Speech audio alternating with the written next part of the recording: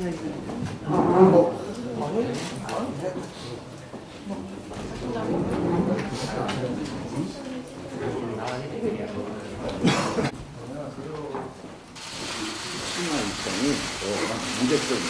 문제점이고 싶지만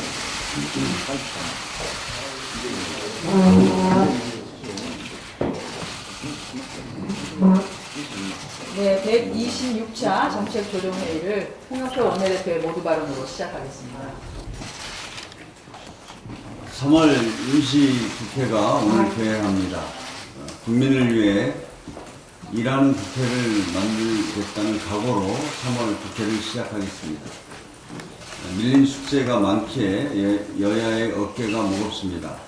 미세문제에 초당적 협력을 약속한 것처럼 시급한 민생개혁 법안 처리도 원만하게 처리되기를 기대합니다.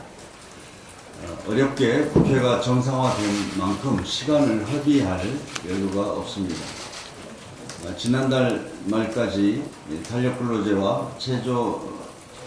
이달 말까지는 탄력근로제와 최저임금 제도 개선 관련 법안을 처리해야 합니다. 유치원 3법도 조속히 논의해서 다시는 어린아이들과 학부모, 국민들이 걱정하지 않게 해야 합니다.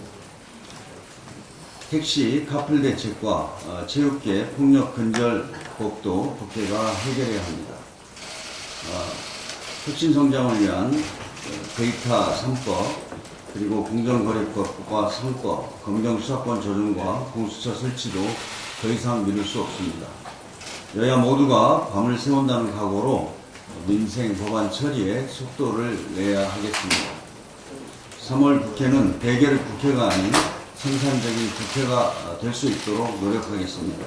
더 이상 국회가 국민들에게 실망을 안겨드리지 말고 초당적인 협력을 통해서 많은 성과가 있는 3월 국회가 되어야겠습니다. 미세먼지 때문에 국민 여러분께 큰 걱정을 끼쳐드려 거듭 송구합니다.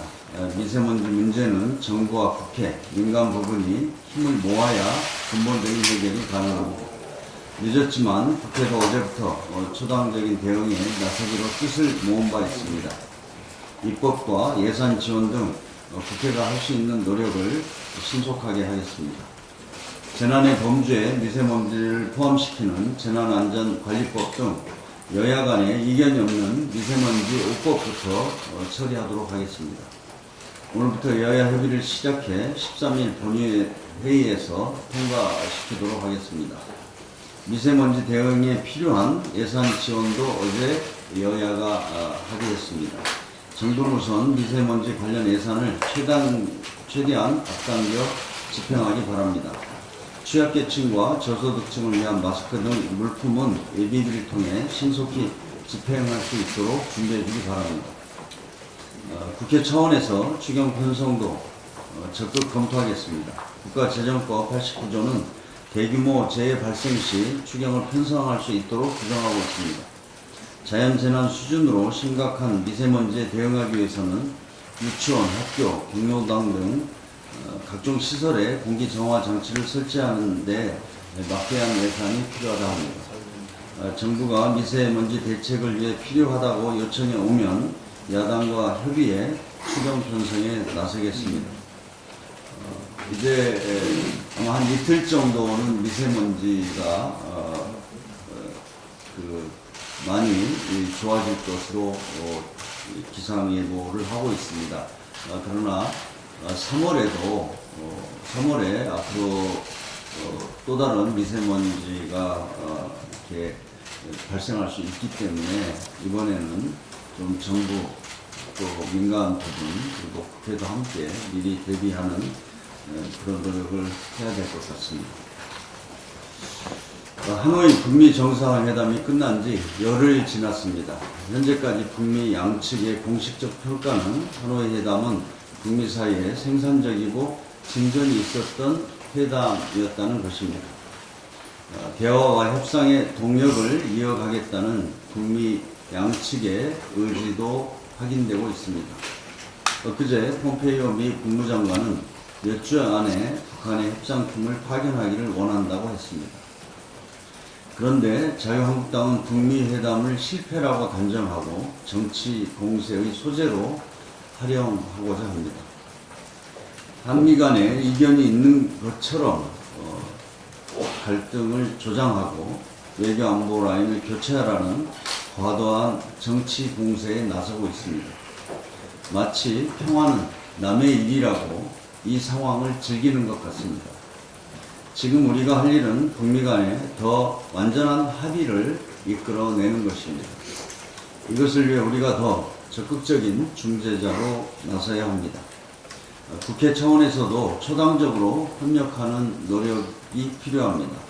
그런데 평화를 위해 협력하지는 못할 망정 정파적인 주의 주장만 하는 자유한국당의 모습에 실망하지 않을 수 없습니다. 전쟁의 위기까지 치달았던 과거로 다시 되돌아가자는 것인지 묻고 싶습니다. 더 이상 정쟁을 위한 공세를 중단하기 바랍니다. 이상입니다. 네, 다음은 조정식 정책위 의장의 모두 발언이 있겠습니다.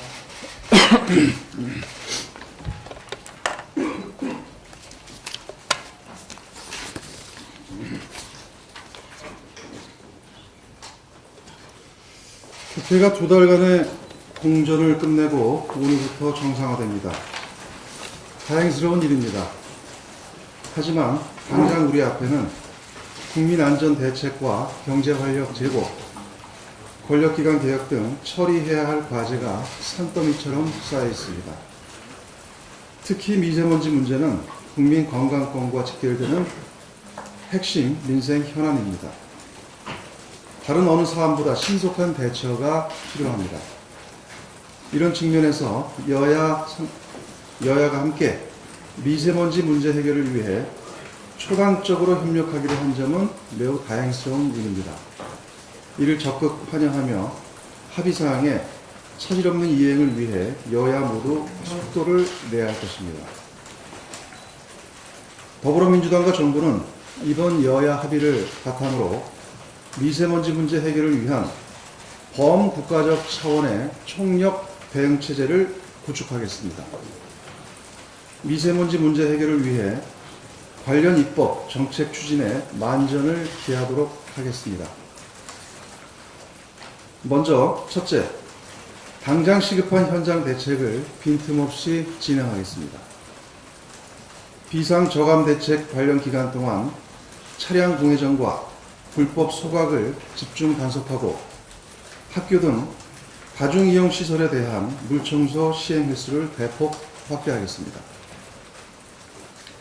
아울러 각급 학교와 노인 요양시설 등에 대한 공기청정기와 마스크를 최대한 신속히 보급하고 시내버스에 대한 미세먼지 전용 필터 설치 사업을 조기에 완료할 수 있도록 최우선적으로 예산을 투입하겠습니다. 예비비 집행은 물론 추경 편성도 적극 검토하겠습니다. 둘째, 미세먼지에 대한 관리, 감시 체계를 보다 강화할 것입니다. 현재 수도권으로 제한된 대기관리 권역을 전국적으로 확대하고 총량 관리 대상 오염물질에 미세먼지를 포함하도록 관련법을 개정하겠습니다. 이를 통해 전국적인 미세먼지 관리 체계를 완비하도록 하겠습니다. 또한 이동 측정 차량과 드론 등 미세먼지 감시 장비와 인력을 확충하고 사업장 대상 원격 감시 장비 TMS 설치도 더욱 확대해서 효율적이고 상시적인 감시 체계를 마련하겠습니다. 셋째, 미세먼지 발생 자체를 억제하기 위해 적극 노력하겠습니다. 이를 위해 우선 미세먼지 발생의 주범 중 하나로 손꼽히는 석탄 화력 발전소의 주변 지역까지 오염 총량 관리 제도를 도입하도록 관련 입법을 추진하겠습니다. 운행 제한 대상 차량의 범위도 배출가스 저감 장치 미부착 차량, 저공해 엔진 미교체 차량으로까지 확대하겠습니다. 저공해 차량과 관련된 규정 역시 일원하겠습니다.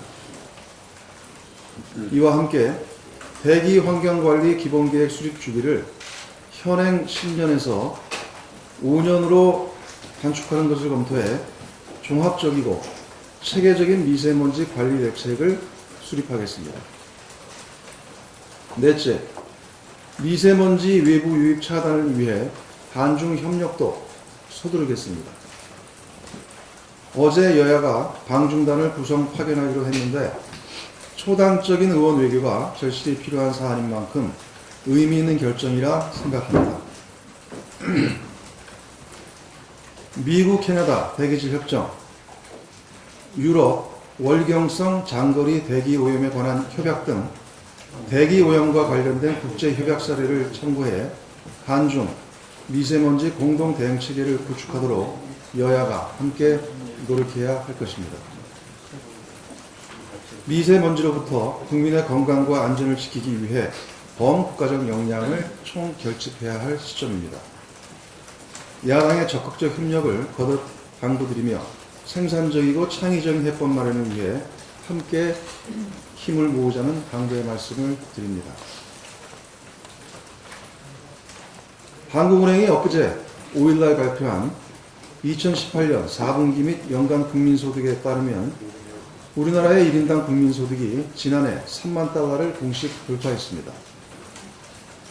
지난 2006년 2만 달러를 돌파한 이래 12년 만입니다. 3만 달러 돌파 시점을 기준으로 우리나라의 경제 성장률과 평균 실업률, 물가 상승률 들의 거시 경제 지표는 다른 OECD 국가들에 비해 우수한 편입니다. 다만 경제 규모가 일정 수준에 도달하면 자연스럽게 성장률이 둔화하기 때문에 경제의 성장판을 다시 열기 위해서는 경제의 체계를 근본적으로 바꿔야 합니다. 특히 4차 산업혁명 시대를 맞아 혁신과 창업이 선도하는 경제 구조를 실현해야 국민소득 4만 달러 시대 달성을 보다 앞당길 수 있을 것입니다. 다행히 문재인 정부 출범 이후 다양한 정책적 지원에 힘입어 벤처 창업 열기가 확산되고 있는 중입니다. 지난해에만 모두 3만 7천 개 벤처가 신규로 창업했고 매출액 1,000억 이상의 벤처와 매출액 1조 원 이상의 유니콘 기업 또한 증가하는 추세입니다. 당정은 이러한 벤처 창업 열기를 뒷받침하기 위해 그동안 벤처 활성화 대책을 심도 있게 논의해왔습니다. 이 같은 노력의 연장선상에서 어제 정부는 직접 대통령께서 행사를 주재하시면서 제2벤처붐 확산 전략을 발표했습니다. 매우 시의적절한 정책 방향이라 생각합니다. 제2벤처붐 확산 전략의 핵심은 벤처기업이 스타트업 창업 단계에서부터 스케일업 및 글로벌화 단계에 이르기까지 창의적 도전에 나설 수 있는 다양한 제도적 기반을 마련하는 데 있습니다.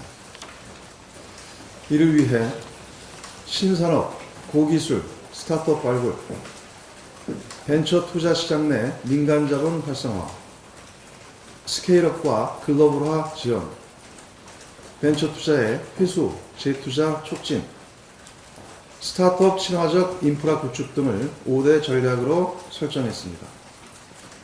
이번 정책이 차질 없이 집행될 경우 창업, 투자, 성장, 투자금 회수 및 재투자의 선순환이 이루어져서 벤처 창업 친화적 생태계가 조성될 것입니다. 이를 통해 오는 2022년까지 유니콘 기업이 20개까지 늘어나 벤처 창업이 일자리와 경제 혁신을 견인하게 될 것입니다.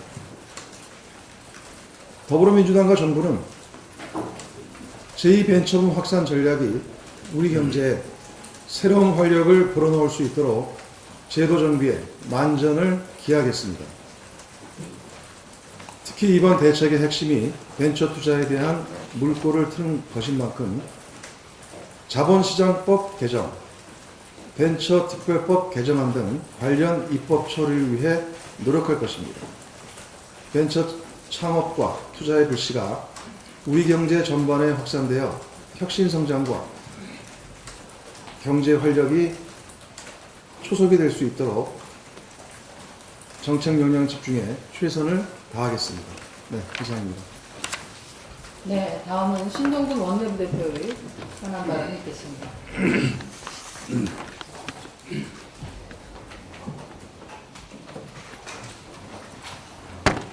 예. 한국은행이 지난 5일 발표한 통계자료에 따르면 지난해 1인당 국민소득은 31,349달러로 12년 만에 3만 달러를 돌파했습니다. 30, 50클럽에 가입한 7번째 나라가 되었습니다. 그럼에도 불구하고 국민들은 3만 달러 시대를 체험하지 못하고 있습니다.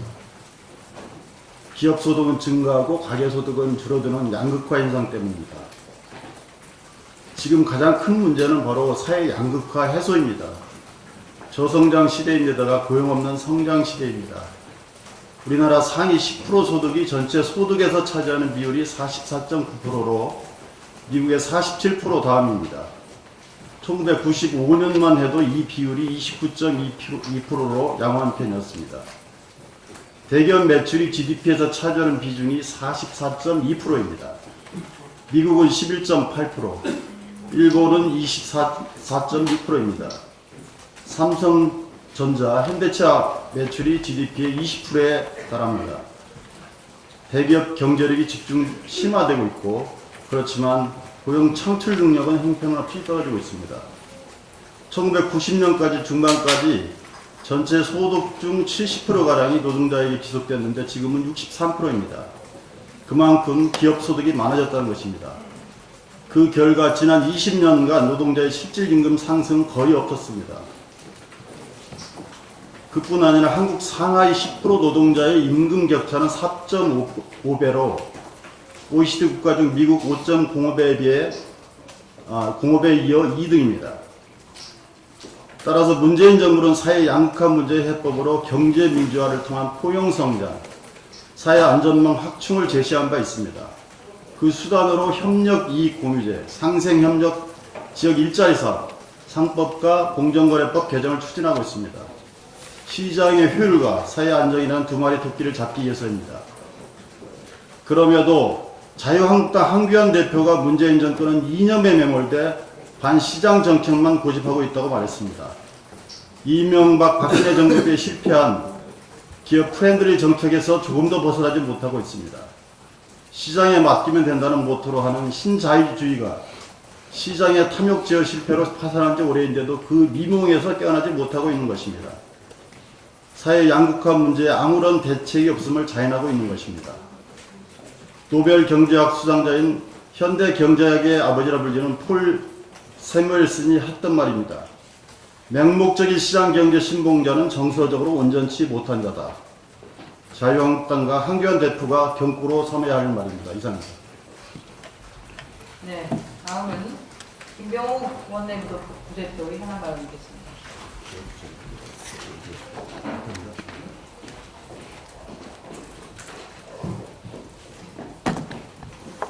네, 김병욱입니다. 미세먼지를 사회재난으로 규정하는 재난 및 안전관리법 통과에 여야가 합의한 것에 대해서 관련 법안을 최초로 발의한 의원으로 늦었지만 아주 다행이라는 말씀을 먼저 드립니다. 재난이 발생했을 시 범국가적 대응을 잘하는 것도 중요하지만 더 중요한 것은 미세먼지라는 재난이 발생하지 않게 사전 예방적 준비를 어떻게 하느냐가 더 중요할 것입니다. 미세먼지를 저감시킬 수 있는 여러 방법이 있지만 결국은 친환경, 친녹색 도시를 만드는 것으로 귀결될 것으로 보입니다. 저는 도심 녹화 사업을 대대적으로 추진해야 된다는 것을 제안하고자 합니다. 이는 당장 시행할 수 있으며 효과도 아주 빠르다고 봅니다. 전체 국토의 녹화는 물론이고 도시림의 면적을 넓히고 도시림의 밀도를 높이는 방법을 제안하고자 합니다. 산림청 조사에 따르면 전국 도시림 면적은 약 110만 2천 헥타르로 국토의 17.3%에 해당하는데 이 중 국민이 실생활에서 쉽게 접하고 이용할 수 있는 생활권 도시림은 3만 5천 헥타르로 도시민 1인당 7.76 평방미터입니다. 이는 국제보건기구가 공고하는 생활권 도시림의 도시민 1인당 기준 면적 9평방미터에도 미달하고 프랑스의 파리, 미국의 뉴욕, 영국 런던의 1인당 면적인 13제곱미터, 23제곱미터, 27제곱미터에는 한참 못 미치는 수치입니다.